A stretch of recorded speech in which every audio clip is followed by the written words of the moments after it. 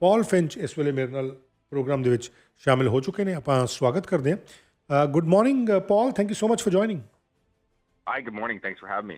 Paul, it's wonderful to have you on this radio. I know this is a very, very busy day for you, being the president of the BCGU with your 34,000 plus members who have given strike notice. So tell us what's happening today. Thanks, Ginny. Well, this morning, as you know, we served strike notice on Friday. This morning, over 2,000 BCGU members. Out of that 34,000, over 2,000 right now are on picket lines in 3 cities across the province: Victoria, Prince George, and Surrey. They're fighting for fair wages and a fair contract, and so far, government hasn't come to the table with that. Okay, what are the key issues at the table, Paul? The main issue here is compensation. Government is offering less than what neighboring Alberta Premier Daniel Smith has already promised to give to their civil servants. It's well below inflation. And our members are struggling, as many British Columbians, I think, recognize and are.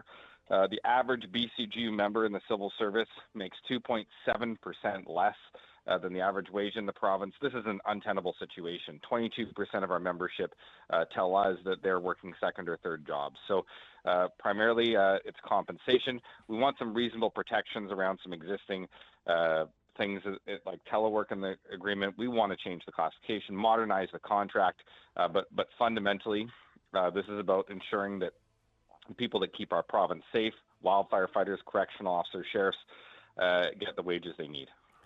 I was quite surprised myself, Paul, and with my background, I shouldn't have been, but I was, when I was listening to some of the wage categories for some of the workers in BCGU. It seemed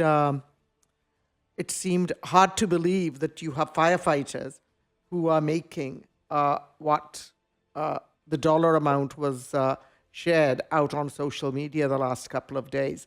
Can you talk $28 an hour. How much? $28 an hour. $28 an hour, and these are the people who are out there fighting fires out Yes. in the woods right now. Absolutely.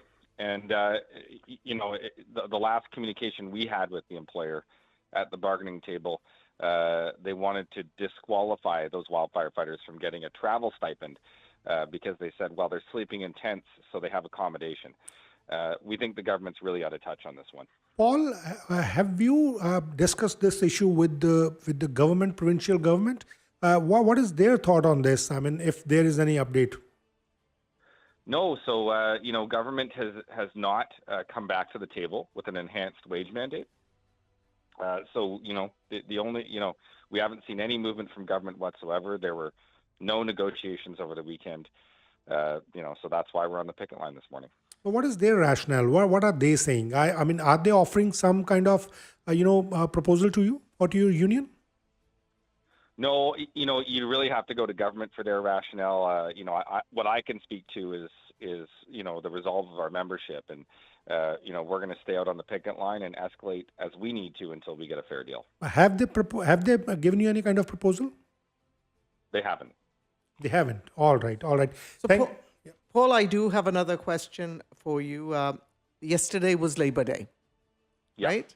And Labor Day was celebrated, I saw, by the Minister of Labor. Yeah. And a lot of MLAs were out on stages and out at different events. How did Labor Day feel for the BCGU yesterday? Because you were in a very unique position. Yeah. Well, I just want to say, first of all, the Professional Employees Association are out on strike with us at the same time.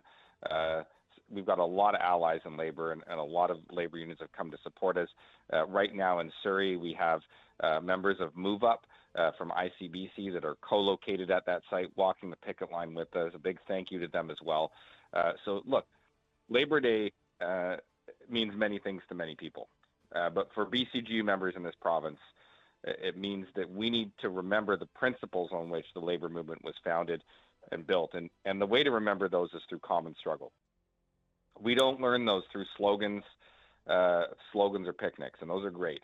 But that's through exactly what's happening right now, which is, members on the picket line fighting for fair wages.